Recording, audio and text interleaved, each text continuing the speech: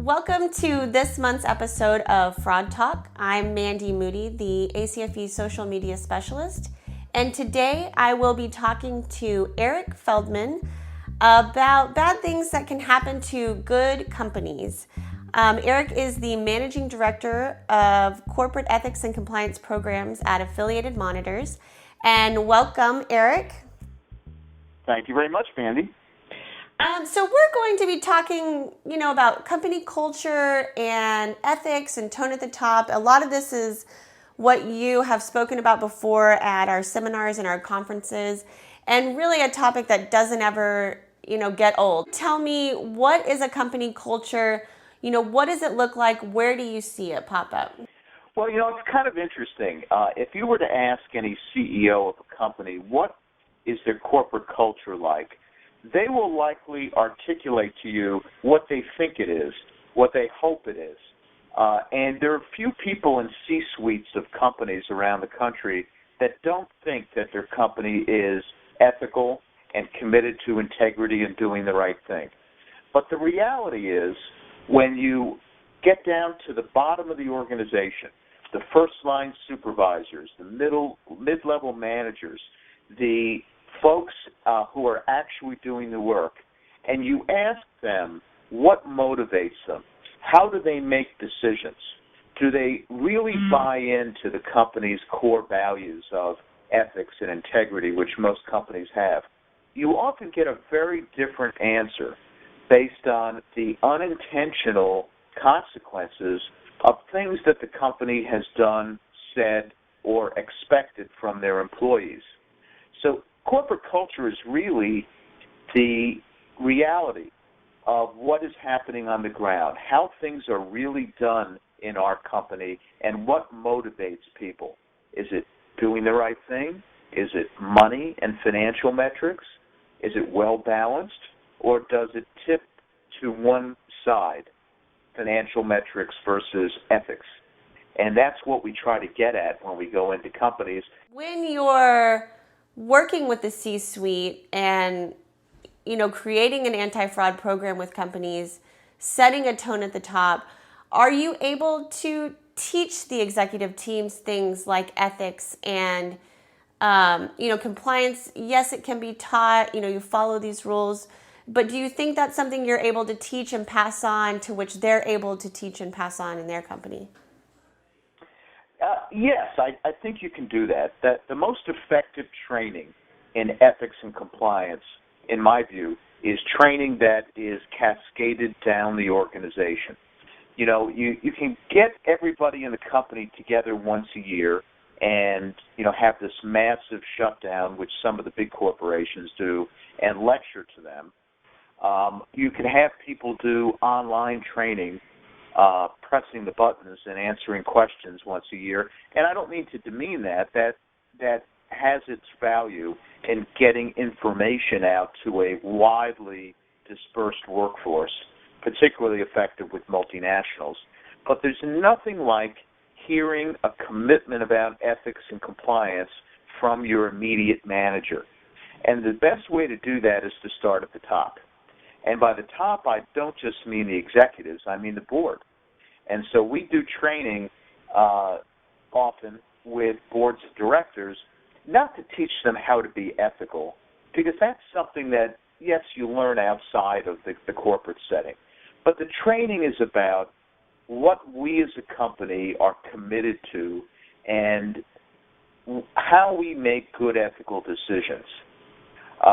There's a real difference between changing somebody's thought process on ethics, which you can't do, and it's based often on religion and morality and all these other things that really have no place in business, versus what we expect when you walk in the doors of my workplace. What behavior can I expect of you? That you can guide and dictate. And the cascading training is done from the top down to the board, and then the board to the executives, and the executives down to subordinate managers, and it flows through the organization. It has a tremendous effect. So, what is an example you've seen, or maybe a story you can tell of where tone at the top really works and you've seen it benefit a company with real results? Oh, I'll start with a negative example. Okay, we went to work in a company that is a very large government service provider. And they were under investigation by the Department of Justice, and the legal team decided that they needed an assessment of their corporate ethical culture and ethics and compliance. And interestingly, when we went out and did interviews and focus groups of people within the company, we had employees that were administrative personnel, mailroom people, secretaries, low-level clerks and IT people that were talking about the imperative of EBITDA and how the company needed to increase its EBITDA, which, as a former federal employee, I didn't even know what that was. It's earnings before interest, taxes, depreciation, and amortization. Now, why should somebody at that low level of the organization be so concerned with EBITDA? And the reason is the tone at the top was all about the financial metrics. They were consumed with financial metrics and the senior executives getting their bonus this year. And they were willing to do anything, including cutting corners, to make that happen because that's what the executive tone was about. And that skewed the entire ethical culture of the company. It became a disaster. Now, I've been in other companies. For example, I was at doing some work in a federal construction contractor in the Pacific Northwest. They were suspended by one of the federal agencies for a very arcane violation of something called the Buy American Act. One of their subcontractors bought some steel that had an Indian source, and that was a violation. And then, as a result, the government wanted us to look at the corporate ethical culture and see if they had a good ethics program. Well, the fact is they had really no ethics program, and they needed to build one, and that's a requirement if you want to be a government contractor. But when we looked at the ethical culture of the company, even though they had no ethics program, it all started with a senior leader, with the president of the company, who it was his family business, and he talked about ethics and integrity all the time.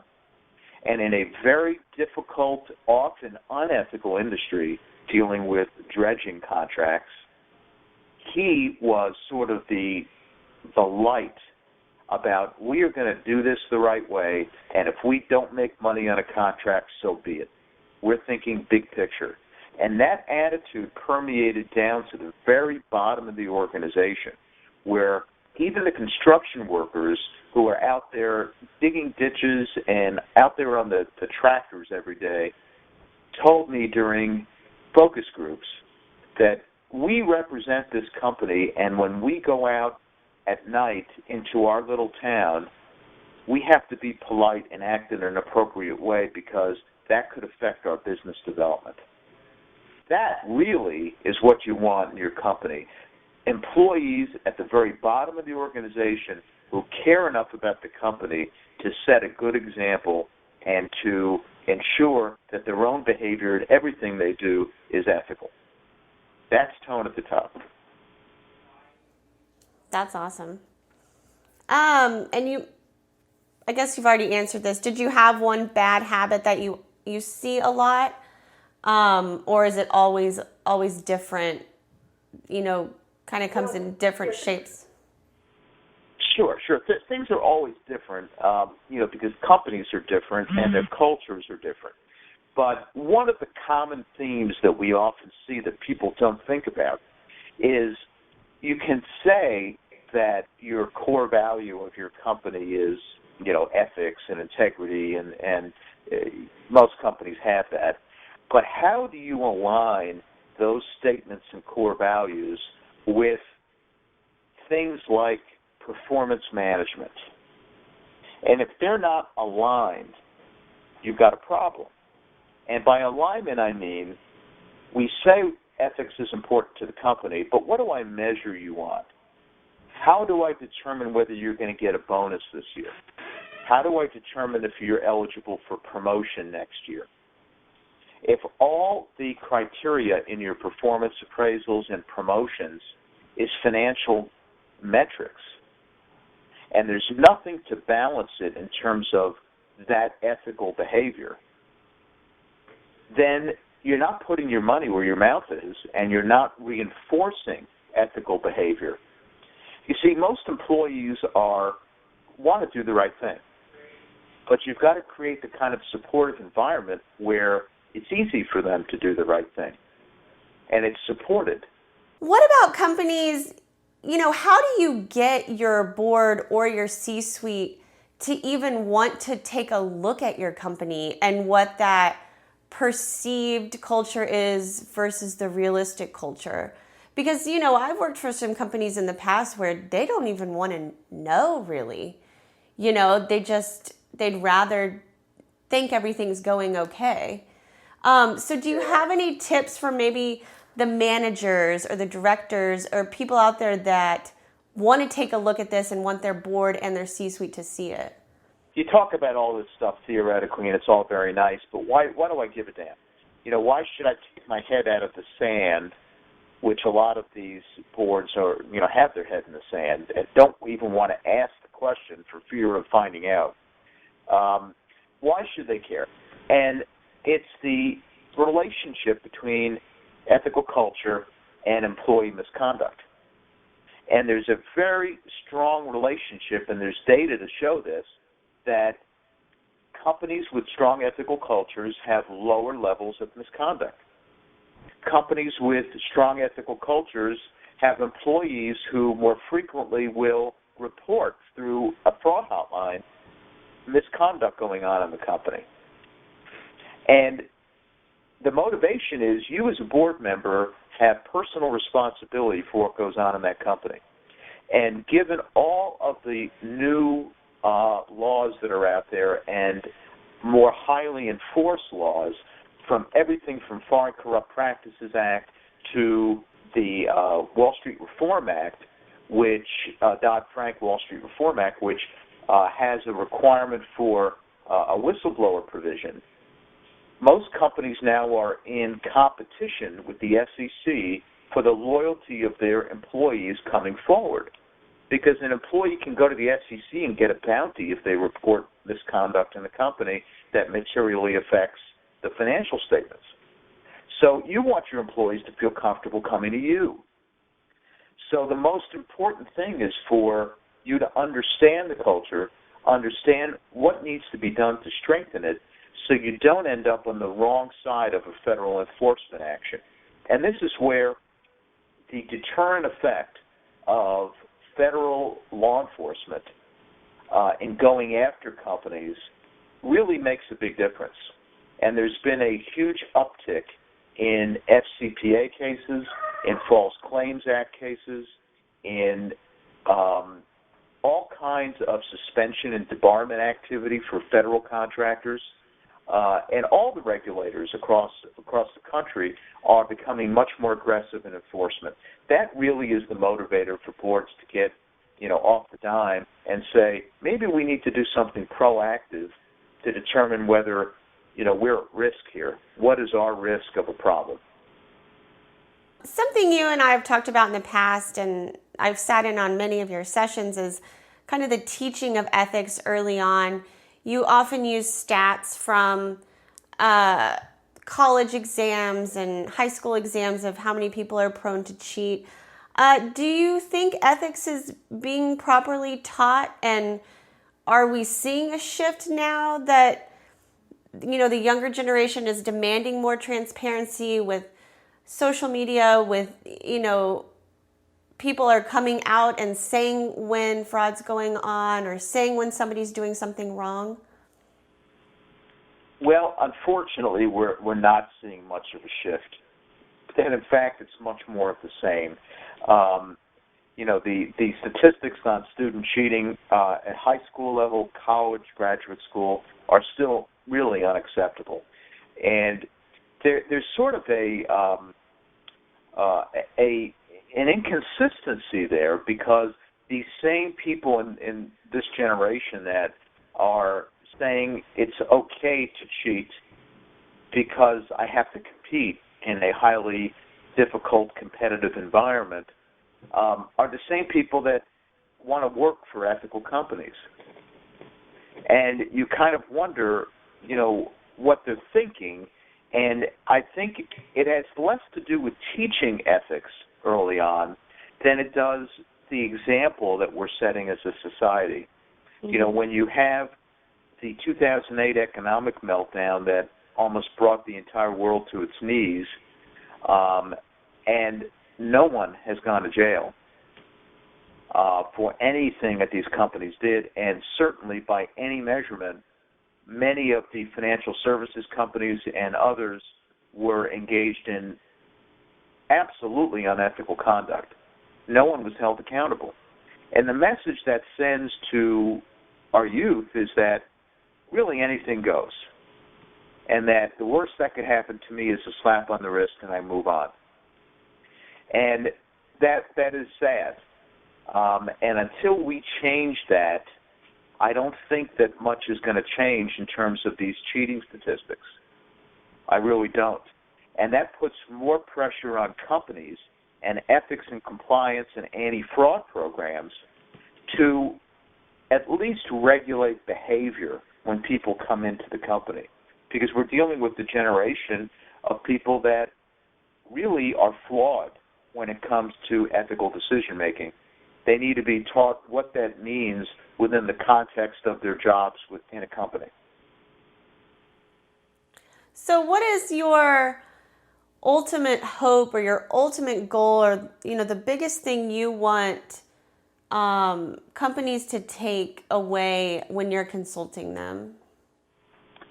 My biggest hope is that they take away the return on investment associated with strong anti-fraud programs and strong ethics and compliance programs. That this is not just a government requirement and something we have to do because the government says we have to do it.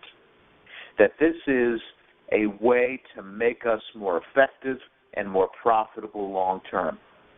And until they get that message and are willing to invest and act proactively to constantly reassess what their culture looks like, constantly reassess how effective all of the things they're doing under their ethics and compliance programs, how effective those things are with their employees, and they constantly make changes.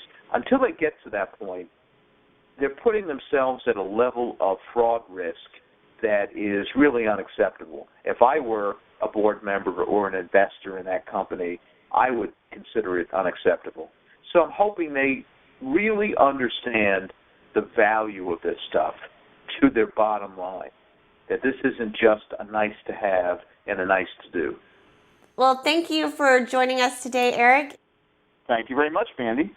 Thank you for joining us for another episode of Fraud Talk. I'm Mandy Moody signing off. You can find more podcasts at acfe.com/podcast. See you next month.